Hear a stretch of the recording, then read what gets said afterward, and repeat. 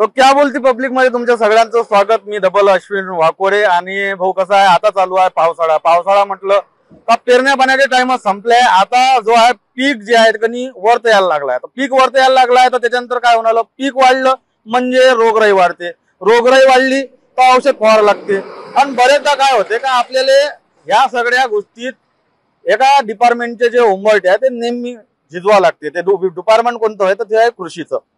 काऊन का बरेचदा माणसाला माहित राहत नाही कोणती योजना आली नाही आली। आपल्यासोबत आहे कृषी अधिकारी आणि कर्मचारी सगळेजण। आपण त्यालाच विचारू ना बा कास्तकाराला हा जो त्रास आहे तो काऊन जाते आणि त्याच्यावर काय करता येईल का ज्याच्यानं कास्तकाराला असा कोणत्या गोष्टीचा त्रास होणार नाही। तर सगळ्यात पहिले मला सर तुमचं नाव सांगा आणि मला हे सांगा का बा आता जे सध्या कोणत्या पिकावर कोणत्या रोगाचा धोका आहे कास्तकाराला। नमस्कार, निळकंठ तायडे, उपकृषी अधिकारी शिंदखेडा, जिल्हा बुलढाणा।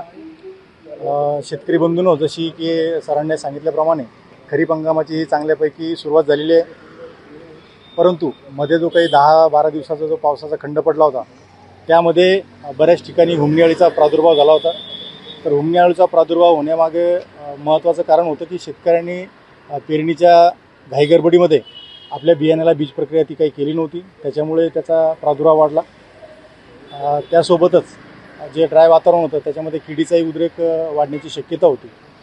परंतु कृषी विभागाचे जे कर्मचारी आहेत बांधापर्यंत जाऊन सांगण्याचा, शेतकऱ्यांना समजून सांगण्याचा प्रयत्न करत होते, पण घाई गडबडीमध्ये कुठेतरी शेतकऱ्यांपर्यंत ते विस्ताराचं कार्य पोहोचलं नसेल, त्याच्यामुळे बऱ्याचदा शेतकऱ्याच्या काही ठिकाणी नुकसान झालेलं असेल। तरी त्यांनी शेतकऱ्याचे कृषी विभागाचे जे काही कर्मचारी असतील, अधिकारी असतील, आपल्या शेतामध्ये किंवा पिकामध्ये जे काही नुकसान झालं असेल तर कृषी विभागाच्या कर्मचाऱ्याशी संपर्क साधून त्यांच्याकडून ते जाणून घ्यावे आणि आपल्या पिकाचं रक्षण कसं होईल या बाबतीत त्यांचं मार्गदर्शन करावे। आता आपल्यासोबत अजून आहे, मला साहेब तुम्ही सांगा, तुमचा अनुभव लय जास्त दिसते आणि तुम्ही म्हणजे समजा कृषीच्या याच्यात असा ना, मला एक गोष्ट सांगा, कास्तकाराशी कोणती रोज म्हणजे आपण कास्तकाराच्या चुका काढू शकू बा एवढे एक्सपर्ट नाही झालो, कॉमन गोष्ट जे म्हणू कोणी आपण का प्रत्येक कास्तकार बा पेरणीपासून तर काढणीपर्यंत अशी कोणती चूक करते ज्या चुकीमुळे त्याला जास्त उत्पन्न होत नाही किंवा मग त्या उत्पन्नाला जास्त भाव भेटत नाही, तुमच्या अनुभवातून सांगा बरं। नमस्कार, मी कृषी पर्यवेक्षक काकडे, मानोराला उपकृषी अधिकारी म्हणून काम करतो। मला तुमच्या माध्यमातून सर्व जनतेला आणि शेतकऱ्याला सांगावंसं वाटेल की शेतकरी इतका वैज्ञानिक आणि अभ्यासू व्यक्ती दुसऱ्या जमिनी पृथ्वीवर कोणीच नाही। शेतकऱ्यांची चूक कोणीही काढू शकत नाही, परंतु शेतकऱ्याचं एक असं वैशिष्ट्य आहे की स्वतःचं घर जरी गळत असलं तरी तो या समृद्ध समाज जगण्यासाठी पाण्याची अपेक्षा करतो। पाणी आलं तर त्याचं स्वतःचंच घर गळत असते तरीसुद्धा तो पाण्याची अपेक्षा करतो, कारण का त्याला त्याची पूर्ण हयात आणि पूर्ण पिढ्या त्या जमिनीत गेलेल्या आहेत, शेती कसण्यात गेलेल्या आहेत। तर शेती कसत असताना शेती हा पूर्णपणे निसर्गावर अवलंबून असलेला व्यवसाय आहे।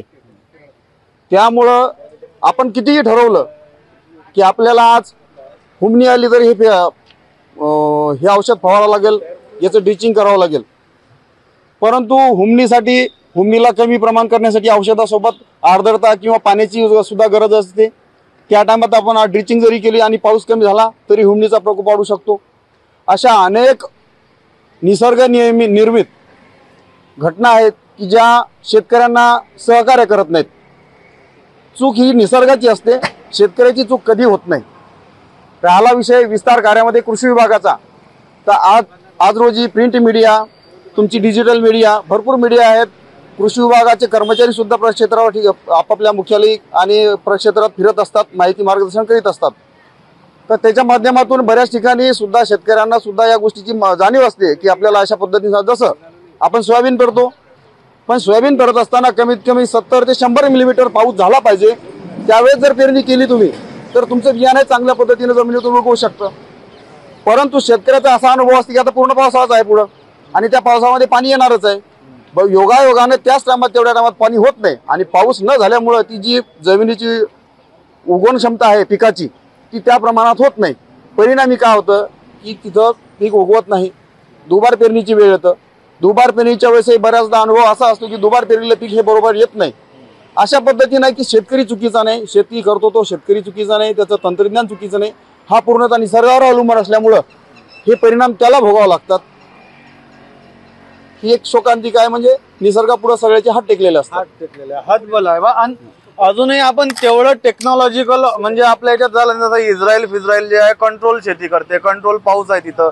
त्या ठिकाणी जसं जे आहे काय म्हणतो आपण त्याला इन हाऊस जे आहे ग्रीन हाऊस पॉली हाऊस बरोबर आहे. आपल्या इकडे तो प्रकार यायचा आणि आपल्या इकडे सरकारनं त्याला असं म्हटलंय का मी अनुदान देतो बा तुले हे कर, तर आपल्या इकडला कास्तकार करायला तयार नाही. आपल्यासोबत एक कास्तकार आहे. दादा काय नाव म्हटलं तुमचं? माझं सुरेश किटुकले. सुरेशराव किटुकले.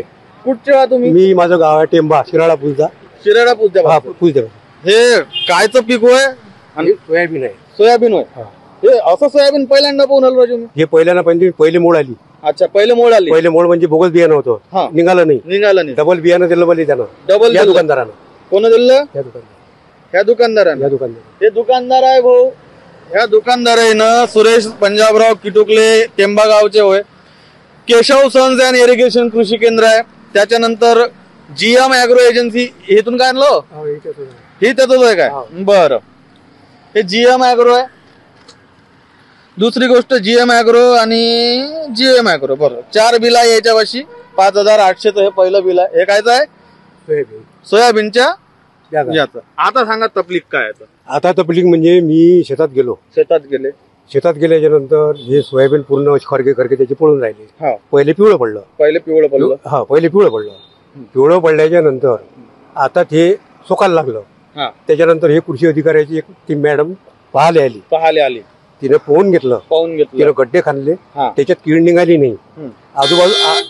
आजूबाजूचं सोयाबीन चांगला आहे. हे म्हणजे तुमच्या याला कीड आहे. दुकानदार म्हणते मी तुम्हाला बियाणं चांगलं दिलं, गॅरंटी दिलं, तुम्ही माझ्या विश्वास ठेवा. माझं म्हणणं आहे का हा विश्वास आहे काय? नाही, पण आता मग आजूबाजूचं तर चांगलं आहे. आजूबाजूचं चांगलं आहे मग आपलेच असे बाकीचे शेत आहेत ते पाहून राहिले. नाही म्हणजे हे तुमच्या अख्ख्या वावरातलं? अख्ख्या वावरातलं हे 2 एकरातलं पूर्ण. 2 एकरातलं पूर्ण. मग 2 एकरातलं पूर्ण आहे तर मग 2 एकरातलं पूर्ण कृषी अधिकाऱ्यांना दिसलं नाही काय? दिसलं. त्याने आता सर्वे केला काल. काय लिहिलं काय नाही माहित नाही. तुमची मागणी काय? माझी मागणी आहे का मला भरपाई पाहिजे. भरपाई कोण देईन? भरपाई आता सरकार देईन. मग तुम्ही अशी रीतसर लेखी मागणी केली काय बा? लेखी मागणी नाही, आता लेखी मागणी करून राहिलो. अच्छा, लेखी मागणी करून राहिलो.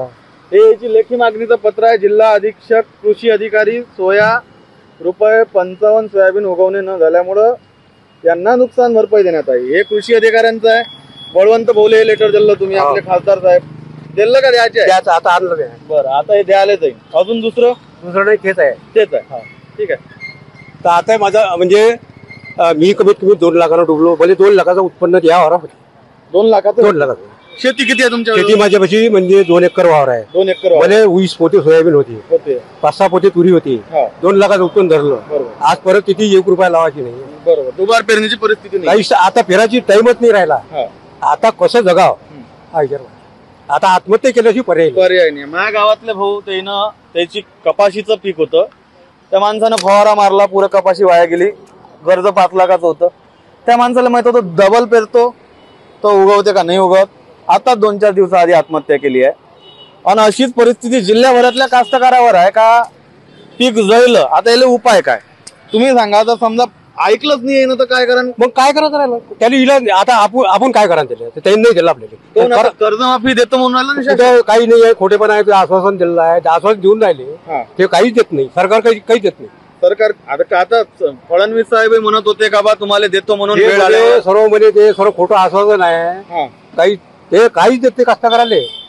कास्तकाराला दिलं असतं आतापर्यंत दिलं असतं. या कास्तकाराचा अधोगती लागला नसता. बरोबर. आता कास्तकाराची वेळ अशी आली का आत्महत्या करायची. म्हणजे त्यानं लेकरं बाय कसे पोसा, बाकीचा प्रपंच कसा चालू, लोकांचे पैसे अंगावर झाले. आपण लोकांची व्याजानं पैसे आणले, त्याला पैसे देणं आहे. नाही पण तुमचं हे पीक जेव्हा मिळलं ते म्हणे बा याच्यात अडी नाही आहे. अडीच म्हणून आपण अडी ते म्हणते आहे म्हणते अडी. पण माझा विश्वास अडीवर बसून नाही राहिला. म्हणजे पहिल्याच्या बॅगा दिले मले ह्या बोगत दिले आहे. ते उगायला नाही.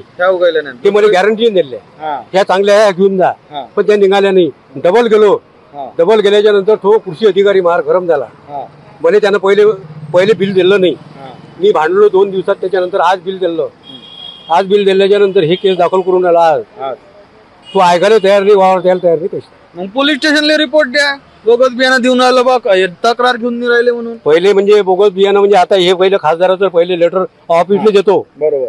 हे 2 दिवसात काय करते याचा निर्णय पाहता, त्याच्यानंतर पोलीस स्टेशनला द्यायचं आणि ते पोलीस काय निर्णय देते हे आता त्याच्यावर अवलंबून. आम्ही आशा करतो का तुम्हाला नुकसान भरपाई भेटली पाहिजे. आणि आम्ही याच्यावर कोणते कृषी अधिकाऱ्यांना भेटले होते तुम्ही? कोणत्या मॅडमला भेटले होते? मूळ मॅडम मोहोळ मॅडमला आम्ही ट्राय करू का मोहोळ मॅडम जाऊ द्या एकूण गाड्याले का मोहोळ मॅडमची भेट घेऊन तुमच्या याच्यावर काय म्हणणं आहे आणि भेटते काय आहे की नाही. आणि हे फक्त एक कास्तकार नाही, आम्हाला आमच्या कामाच्या संदर्भाने भेटले. जिल्ह्यातले अशा भरपूर कास्तकार आहे ज्या कास्तकारांना म्हणजे सध्याची हीच परिस्थिती आहे. माझ्या गावातल्या एका कास्तकारानं आत्महत्या केली आहे भाऊ.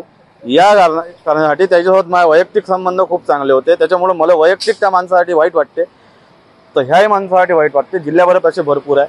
तर जे कृषी अधिकारी, कृषी सेवक किंवा कलेक्टर ऑफिस मधले लोक असन तर कमीत कमी पटवारी आहे सगळ्यात महत्वाचं तुमच्या गावातलं, तर कमीत कमी सर्वे तर करा का खरोखर बा कोणाचे नुकसान झाले, काय नुकसान झालं असं तुम्हाला लिहिणं पाहिजे राज्य शासनाले का हो बा ह्या माणसाचं एवढं नुकसान झालं, एवढं तरी आपण आपल्याकडून करू शकतो. आशा ठेवतो काकाले न्याय भेटन, मदत भेटन. तुम्ही पाहून आले होते क्या बोलते पब्लिक आणि मी होतो अश्विन वाकोडे. पाहत राहा आणि तुम्हाला या विषयावर काय वाटतं कमेंट्समध्ये नक्की सांगाल.